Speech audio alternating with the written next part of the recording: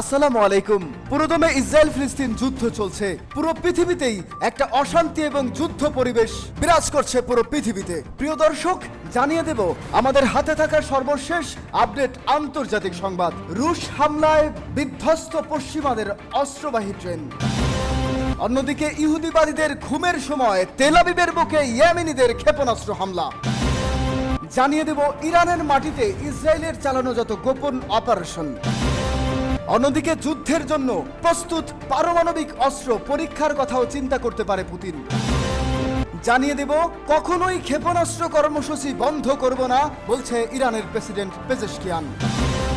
সর্বশেষ জানিয়ে দেব সুন্নি আলেমদের সঙ্গে বৈঠক। ঐক্যের মাধ্যমেই কেবল মুসলিম উম্মার মর্যাদা প্রতিষ্ঠা সম্ভব বললেন ইরানের সর্বোচ্চ নেতা আয়াতুল্লাহুল উজমা খামেনি। এতক্ষণ শুনছিলেন সংবাদ শিরোনাম, এখন বিস্তারিত। তবে তার আগে জানিয়ে দিন কে কোথা থেকে আমাদের ভিডিওটি দেখছেন এবং শুনছেন, এবং জানিয়ে দিন আমাদের সংবাদ সম্পর্কে আপনার মূল্যবান মতামত। ভালো লাগলে অবশ্যই লাইক, কমেন্ট এবং সাবস্ক্রাইব করে আমাদের সাথেই থাকুন। রুশ হামলায় বিধ্বস্ত পশ্চিমাদের অস্ত্রবাহী ট্রেন। খার্কিভ, দোনেস্ক, জাপোরিজিয়া, খেরন সহ বিভিন্ন অঞ্চলে ইউক্রেনীয় বাহিনীর উপর হামলা জোরদারের কথা জানিয়েছে রাশিয়া। রোববার রুশ প্রতিরক্ষা মন্ত্রণালয় এক বিবৃতিতে আরো জানায়, শেষ 24 ঘন্টায় রণাঙ্গ জুড়ে 148টি স্থানে শত্রুপক্ষের উপর হামলা চালানো হয়। একই সঙ্গে তাদের 17টি হামলা প্রতিহত করা হয়েছে। এছাড়া এদিক বিমান, ড্রোন, কামান ও ক্ষেপণাস্ত্র হামলা চালিয়েছে ইউক্রেনের কাছে পশ্চিমা দেশগুলো সরবরাহ করা অস্ত্রবাহী একটি ট্রেন ধ্বংস করার কথা জানিয়েছে প্রতিরক্ষা মন্ত্রণালয়। একই সঙ্গে স্বল্প পাল্লার ক্ষেপণাস্ত্রের যন্ত্রাংশ উৎপাদন করার একটি কারখানা, রকেট কামানের গোলা ও ড্রোন মজুতকারী একাধিক স্থাপনা ধ্বংসের কথা জানানো হয়েছে। বিবৃতিতে আরো বলা হয়, শেষ 24 ঘন্টায় ইউক্রেনের 2টি যুদ্ধ বিমান ভূপাতিত করেছে রুশ বাহিনী। পাশাপাশি রুশ আকাশ প্রতিরক্ষা ব্যবস্থা একটি মিগ-29 যুদ্ধ বিমান ও 55টি ড্রোন ভূপাতিত করেছে। এদিকে কাস্ক প্রদেশের অনুপ্রবেশ করা ইউক্রেনীয় বাহিনীর উপর নর্থ ব্যাটল গ্রুপ জোরালো হামলা চালিয়েছে বলে জানিয়েছে ক্রেমলিন। এ অঞ্চলে শত্রু বাহিনী ধীরে ধীরে কোণঠাসা হয়ে পড়ছে বলে দাবি তাদের। শেষ 24 ঘন্টায় কাস্কে ইউক্রেনের 3 শতাধিক সেনা হারিয়েছে উল্লেখ করে রুশ প্রতিরক্ষা মন্ত্রণালয় জানায়, এ নিয়ে 40 দিনে প্রায় 13,500 সেনা হারালো তারা। অন্যদিকে রবিবার আরেক বিবৃতিতে ইউক্রেনের সেনাবাহিনী জানিয়েছে, শেষ দিন রুশ বাহিনীর সাথে তাদের শতাধিক খণ্ডযুদ্ধ হয়েছে। খার্কিভের ভবচান্স অঞ্চল সহ বিভিন্ন স্থানে রুশ সেনাদের হামলা প্রতিহত করার দাবি জানিয়েছে তারা। সূত্র বিভিএইচজে। ইহুদিবাদীদের ঘুমের সময় তেল আবিবের বুকে ইয়েমেনিদের ক্ষেপণাস্ত্র হামলা। ইয়েমেনি সশস্ত্র বাহিনী ব্যালিস্টিক ক্ষেপণাস্ত্র দিয়ে তেল আবিবের উপর যেভাবে হামলা চালিয়েছে তা বিশ্লেষক এবং পর্যবেক্ষকদের দৃষ্টি আকর্ষণ করেছে। অভাবিতপূর্ণ এই হামলার কথা তাদের মুখে মুখে উচ্চারিত হচ্ছে। গতকাল সকালে ইসরায়েল একটি নয়া পরিস্থিতির সম্মুখীন হয়েছে। ইয়েমেন থেকে দূরপাল্লার ব্যালিস্টিক ক্ষেপণাস্ত্র নিয়ে হামলা চালানো হয়েছে তেল আবিবে। ইসরায়েল এবং আমেরিকার প্রতিরক্ষা ব্যবস্থাগুলো এই ক্ষেপণাস্ত্রকে আটকাতে ব্যর্থ হয়েছে। পালস টুডে আরো জানায়, ইসরায়েলের সবচেয়ে গুরুত্বপূর্ণ বিমানবন্দর বেন গুরিয়ানের কাছে এই ক্ষেপণাস্ত্র আঘাত হানে। ক্ষেপণাস্ত্র হামলার ঘটনায় ইসরায়েলিরা আতঙ্কিত হয়ে আশ্রয় কেন্দ্রে চলে যায়। হিব্রু সূত্রগুলো স্বীকার করেছে যে ইয়েমেনি ক্ষেপণাস্ত্র বেশ কয়েকটি আরব দেশের আকাশসীমা পাড়ি দিয়ে তেল আবিবে আঘাত হেনেছে। আলহামদুলিল্লাহ, ইহুদিবাদীদের আকাশ প্রতিরক্ষা ব্যবস্থা এই ক্ষেপণাস্ত্র মোকাবেলা করতে ব্যর্থ হয়েছে। ইয়েমেন সরকারের তথ্যমন্ত্রী ও মুখপাত্র হাশেম শরফুদ্দিন এ প্রসঙ্গে বলেন, আমরা ইহুদিবাদী শাসক গোষ্ঠীর একেবারে বুক লক্ষ্য করে হামলা চালিয়ে বুঝিয়ে দিয়েছি যে এই সরকার এখন আর নিরাপদ নয়। এদিকে তেল আবিবের উপর ইয়েমেনের হামলার প্রতিক্রিয়ায় ইসরায়েলি প্রধানমন্ত্রী বেনিয়ামিন নেতানিয়াহু দাবি করেছেন, এই হামলা যারা চালিয়েছে তাদেরকে চড়া মূল্য দিতে হবে। ইয়েমেনি ক্ষেপণাস্ত্রের লক্ষ্যবস্তু যদিও ইসরায়েলের আবাসিক এলাকা ছিল না, তবে ইসরায়েলের হৃদয়কে টার্গেট করে যথাযথ বার্তা দেওয়া হয়েছে। বিশ্লেষক এবং পর্যবেক্ষকদের মতে এই ক্ষেপণাস্ত্রটি অবাধে তেল আবিবে পৌঁছে যাওয়ার ঘটনা ইসরায়েলের প্রতিরক্ষা ব্যবস্থা গুরুতর দুর্বলতা এবং কৌশলগত ব্যর্থতা হিসেবে বিবেচনা করার যোগ্য। সূত্র পালস টুডে।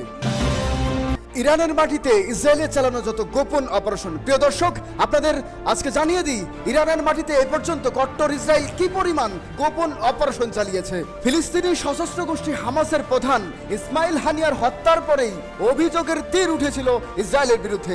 ইরান সেই ঘটনার প্রেক্ষিতে ইসরায়েলকে কঠিন শাস্তি দেওয়ার হুমকি দেয়। বিবিসির আন্তর্জাতিক বিষয়ক সম্পাদক জেমেরি বোয়েন মিস্টার হানিয়ার হত্যার পরেই বলেছিলেন, ইসরায়েলি মিস্টার হানিয়াকে হত্যা করেছে বলে ধরেই নেওয়া যেতে পারে। অবশ্য এই প্রথম নয়, এর আগে বহুবার এটা প্রমাণিত হয়েছে যে ইরানের অভ্যন্তরে মোসাদ কোন পর্যায়ে নেটওয়ার্ক গড়ে তুলেছে, এবং গত কয়েক বছরের ঘটনা বিশ্লেষণ করলেই আন্দাজ পাওয়া যায় যে ইরানে অতি উচ্চ পর্যায়ে কর্মরত ব্যক্তিদেরও তারা ব্যবহার করে নির্দিষ্ট অপারেশন চালানোর জন্য। হত্যা, এমন একাধিক ইরানি বৈজ্ঞানিক বিজ্ঞানের অধ্যাপক এবং ইসলামিক রেভলিউশনের গার্ড কোরের একজন গুরুত্বপূর্ণ অফিসার গত প্রায় 1.5 দশকে খুন হয়েছেন, যেগুলোর পিছনে ইসরায়েল তথা মোসাদের হাত ছিল বলে দাবি করে ইরান।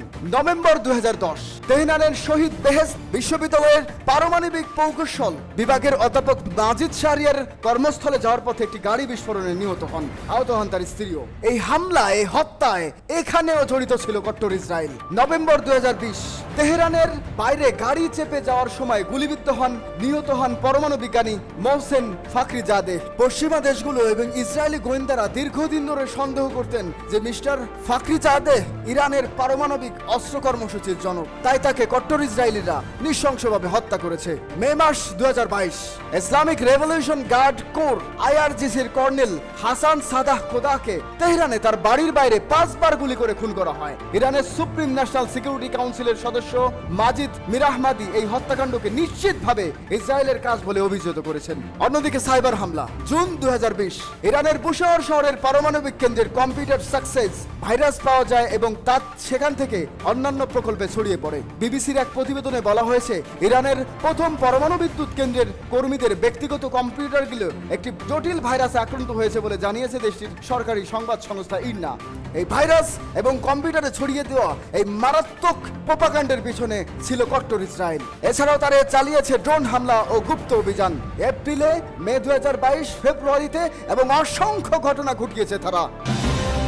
পারমাণবিক অস্ত্র পরীক্ষার কথা চিন্তা করতে পারেন পুতিন। দূরপাল্লার ক্ষেপণাস্ত্র দিয়ে রাশিয়ায় হামলা চালাতে ইউক্রেনকে অনুমতি দিলে ভ্লাদিমির পুতিন পরমাণু অস্ত্র পরীক্ষা করে চালাতে পারেন বলে সতর্ক করেছেন বিশেষজ্ঞরা। তাদের মতে পশ্চিমা দেশগুলো ইউক্রেনকে দূরপাল্লার অস্ত্র দিয়ে রাশিয়ায় হামলা চালানোর অনুমতি দিলে পরিস্থিতি আরো খারাপের দিকে যাবে। সেক্ষেত্রে রাশিয়া তাদের সীমানার কাছাকাছি ব্রিটিশ সামরিক স্থাপনাগুলোয় হামলা চালাতে পারে, এমনকি পারমাণবিক অস্ত্র পরীক্ষা চালানোর মতো ভয়ঙ্কর পদক্ষেপ নিতে পারে পুতিন।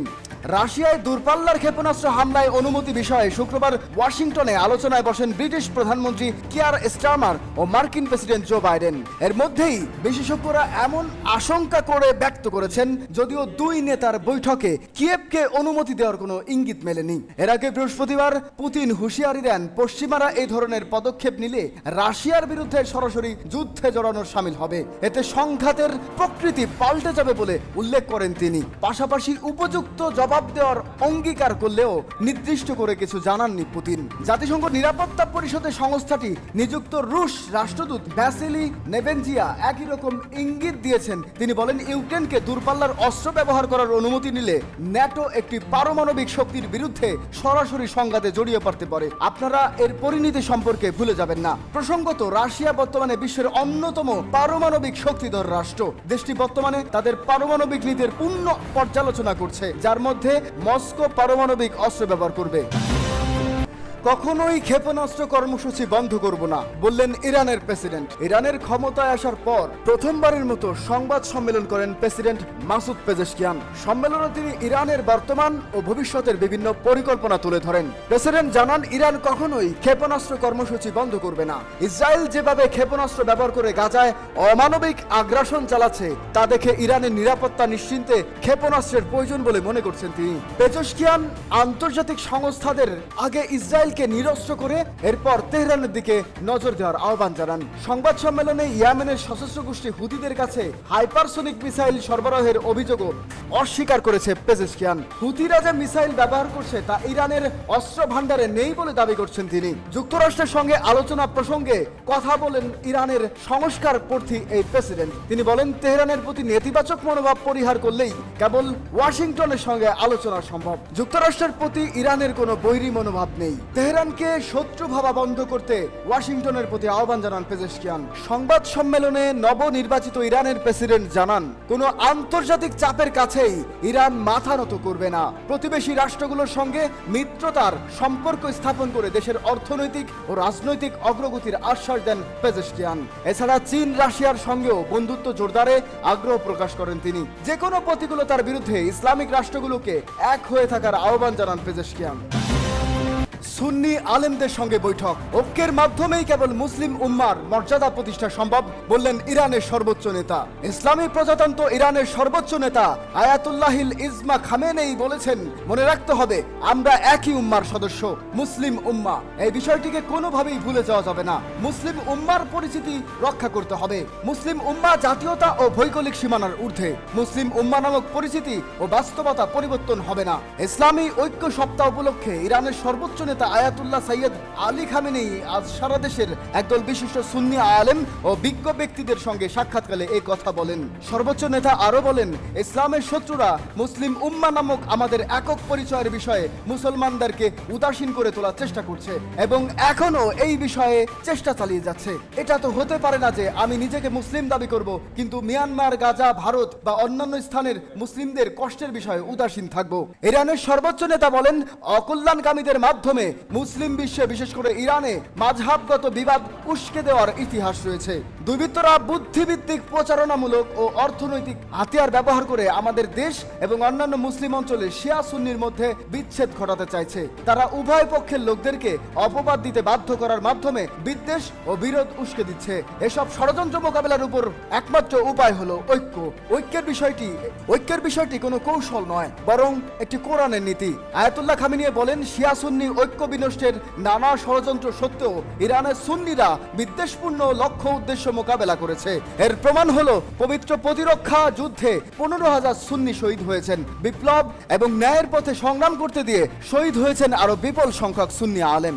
আয়াতুল্লাহ খামেনি ঐক্যের গুরুত্ব তুলে ধরে আরো বলেন, একমাত্র ঐক্যের মাধ্যমেই মুসলিম উম্মার মর্যাদা প্রতিষ্ঠা সম্ভব। বর্তমানে গাজা তথা ফিলিস্তিনের নির্যাতিত মানুষকে সমর্থন করা একটি স্পষ্ট ফরজ দায়িত্ব এবং কেউ যদি এই দায়িত্ব পালন না করে তাহলে তাকে অবশ্যই আল্লাহর কাছে জবাবদিহি করতে হবে। মহানবী হযরত মুহাম্মদ সাল্লাল্লাহু আলাইহি ওয়াসাল্লামের শুভ জন্মবার্ষিকী উপলক্ষে 12 থেকে 17 রবিউল আউয়াল ইসলামী ঐক্য সপ্তাহ পালিত হবে। এ উপলক্ষে ইসলামীয় ঐক্য সম্মেলন আয়োজনের পাশাপাশি বিশ্বের বিভিন্ন দেশে নানা কর্মসূচি গ্রহণ করা হয়েছে। সূত্র পার্স টুডে।